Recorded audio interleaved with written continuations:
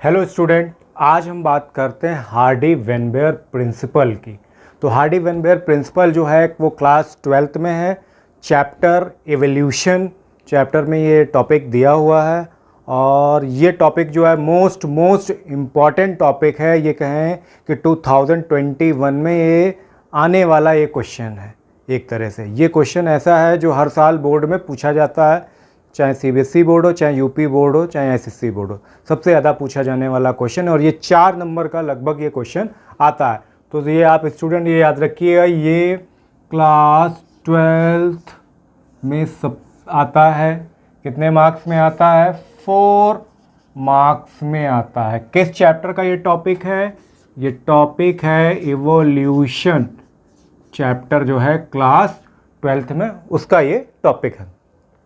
तो शुरू करते हैं हम लोग हार्डी वेनबर्ग प्रिंसिपल। तो हार्डी वेनबेयर प्रिंसिपल भी बोलते हैं इसको, हार्डी वेनबेयर इक्विलिब्रियम भी बोलते हैं, या हार्डी वेनबेयर लॉ के नाम से भी इसको हम जानते हैं। तो क्या होता है हार्डी वेनबेयर प्रिंसिपल, आइए समझिए। ये टॉपिक है बहुत ही टफ टॉपिकों में से एक है, और इसको मैंने इजी वे में आपको बताने की कोशिश में कर रहा हूँ ताकि आपको बहुत अच्छी तरह से समझ जाए। सबसे पहले मैं आपको ये बताऊँ, हार्डी वेनबेयर एक इंग्लिश मैथमेटिशियन थे जिनका नाम था गॉडफ्रे एच हार्डी, और दूसरे थे जर्मन फिजिशियन जिनका नाम था वेनबर्ग। तो ये दो लोगों ने मिलकर क्या किया भाई? प्रिंसिपल बनाया। जैसा कि नाम है हार्डी वेनबर्ग प्रिंसिपल। तो हार्डी जो थे एक मैथमेटिशियन थे और वेनबर्ग जो थे एक फिजिशियन थे। दोनों लोगों ने मिलकर क्या बनाया? हार्डी वेनबेयर प्रिंसिपल बनाया। तो ये दोनों लोग जो थे एक मैथमेटिकल मॉडल इन्होंने तैयार किया, स्टडी ऑफ जीन फ्रीक्वेंसीज, यानी क्या कहा इन्होंने? जीन फ्रीक्वेंसी को कैसे स्टडी किया जाए, उस पर इन्होंने मैथमेटिकली इसको एक इक्वेशन इन्होंने फॉर्म करी। ठीक है, तो उस पर ये बेस्ड है। तो हार्डी वेनबेयर प्रिंसिपल के बारे में आज हम बात करते हैं। हार्डी वेनबेयर प्रिंसिपल क्या है? तो उन्होंने कहा कि अगर मान लेते हैं लार्ज पॉपुलेशन है, यानी क्या है? Large population. जैसे कि ये आप बॉक्सेस देख रहे हैं, तो उसमें मैंने बॉक्सेस में, तो पहला बॉक्स में क्या लिखा है? Large population. लार्ज पॉपुलेशन हो, फिर उसमें क्या हो? जीन फ्रीक्वेंसी अगर स्टेबल है, बहुत बड़ी पॉपुलेशन है, फिर उसमें क्या है? जीन फ्रीक्वेंसी जो है स्टेबल हो जाए और वो कांस्टेंट हो जाए जनरेशन टू जनरेशन, यानी एक जनरेशन से दूसरे जनरेशन में क्या होगा? जो जीन होंगे, जो एलीलीज होंगे, वो क्या हो जाएं? हमारे कांस्टेंट हो जाएं, और जीन फ्रीक्वेंसी या एलीली फ्रीक्वेंसी जो है वो कांस्टेंट हो जाए। उसके बाद इन्होंने कहा, ये चीज़ें उन्होंने बताई हार्डी वेनबेयर, कहा कि लार्ज पॉपुलेशन हो, और जो पॉपुलेशन उनकी जीन एलीलीज की जो फ्रीक्वेंसी हो वो क्या हो जाए? स्टेबल हो जाए, कांस्टेंट हो जाए, और जनरेशन बाय जनरेशन क्या हो? वो कांस्टेंट रहे। ये बात हार्डी वेनबेयर प्रिंसिपल में कही गई है।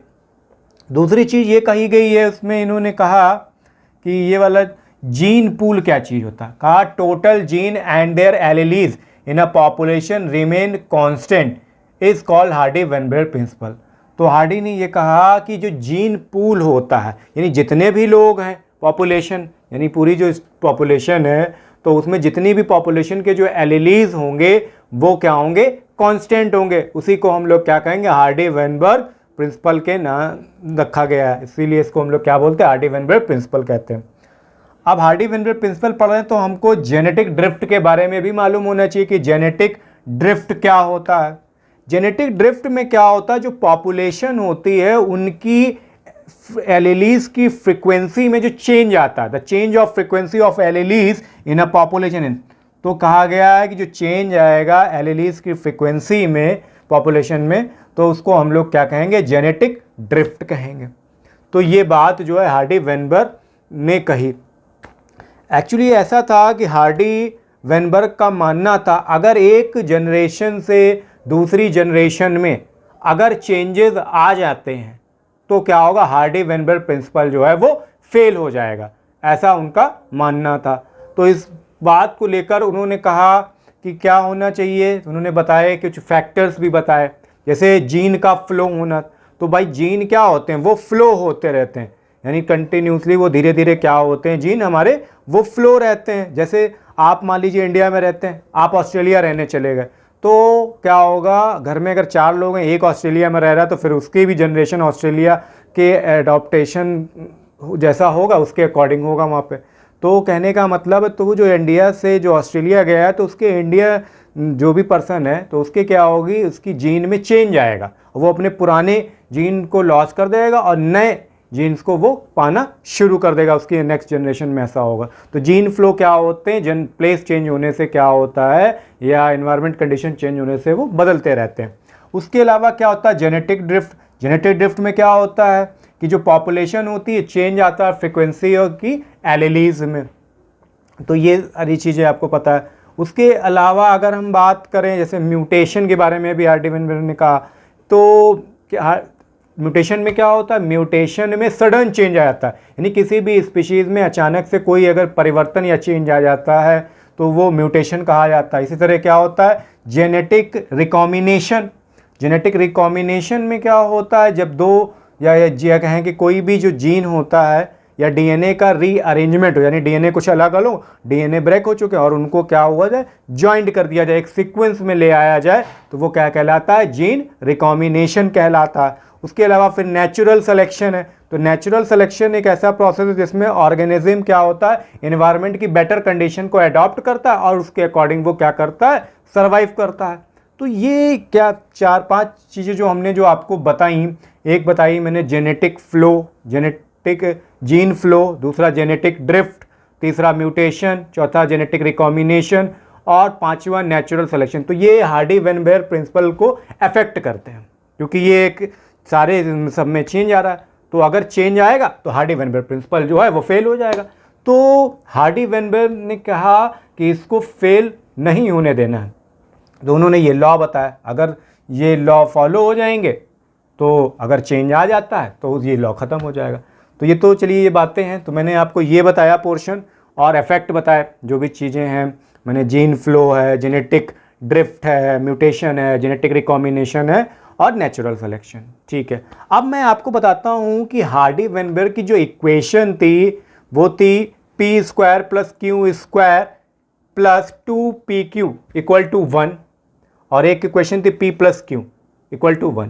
तो ये कैसे प्रूफ किया उन्होंने, ये मैं बताता हूँ। तो सुनिए, सबसे पहले मान लेते हैं लार्ज पॉपुलेशन हमारे पास। लार्ज पॉपुलेशन में क्या है, हमारे पास 5 इंडिविजुअल हमने ले लिए, ठीक है। सम इंडिविजुअल्स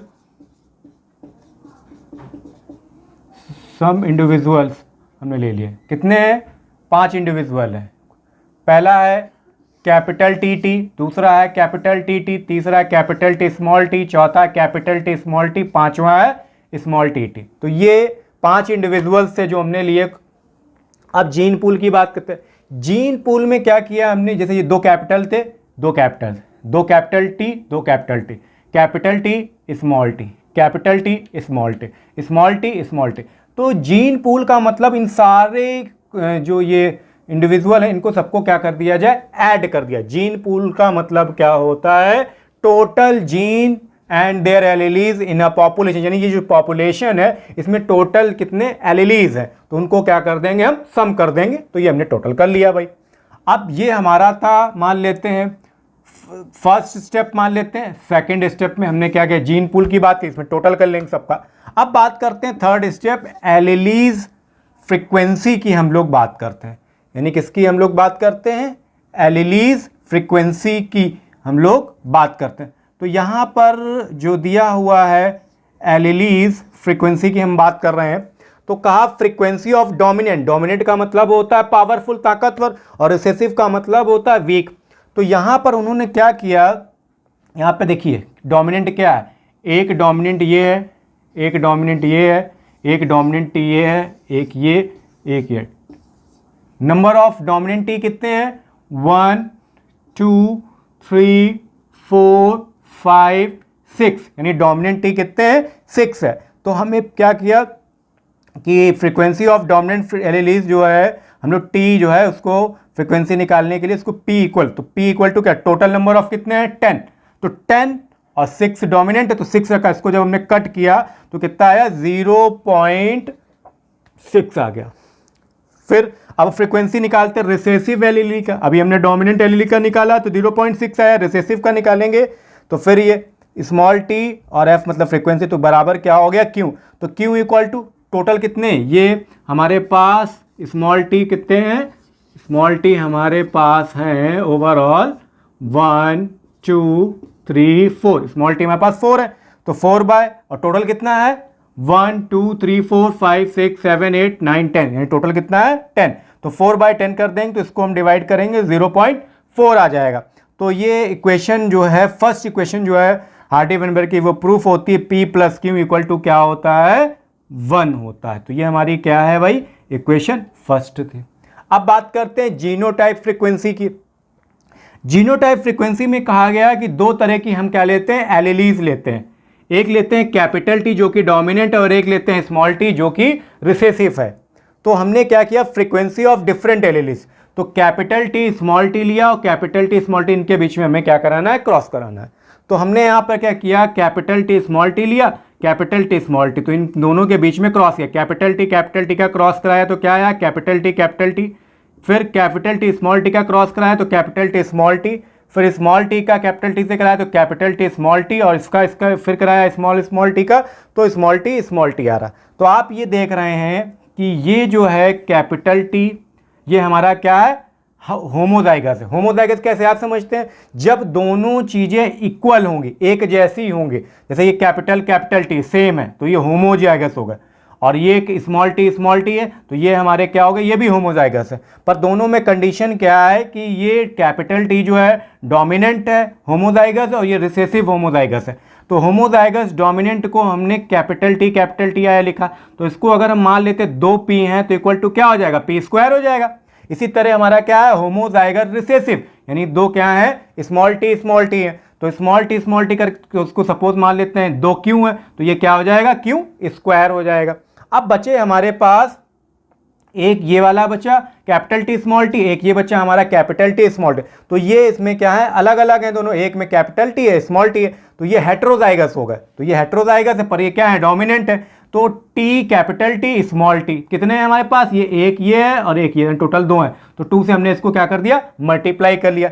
तो कैपिटल टी स्मॉल टी को हमने इसको PQ मान लिया, और 2 तो है ही है तो 2 से मल्टीप्लाई तो क्या आया, 2PQ आ गया। ठीक है, तो इसकी इक्वेशन क्या बन गई, P² + Q² + 2PQ equal to क्या हो गया 1।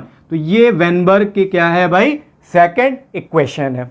तो ये वेनबर्ग प्रिंसिपल है जो कि बहुत इंपॉर्टेंट है। स्टूडेंट इसको आप इस तरह रिप्रेजेंट करके आप देखेंगे, और इससे रिलेटेड जो है न्यूमेरिकल्स भी आते हैं, जो मैं आपको नेक्स्ट अपनी वीडियो में बताऊंगा। हार्डी वेनबर्ग के प्रिंसिपल पर बेस्ड न्यूमेरिकल कैसे करे जाते हैं। तो स्टूडेंट ये बहुत ही इंपॉर्टेंट क्वेश्चन है, और ये मानिए आने वाले एग्ज़ाम्स में, बोर्ड एग्ज़ाम्स में आने वाला ये क्वेश्चन है। तो बहुत ही अच्छी तरह से इसको याद करें, लर्न करें, और ओके, थैंक यू।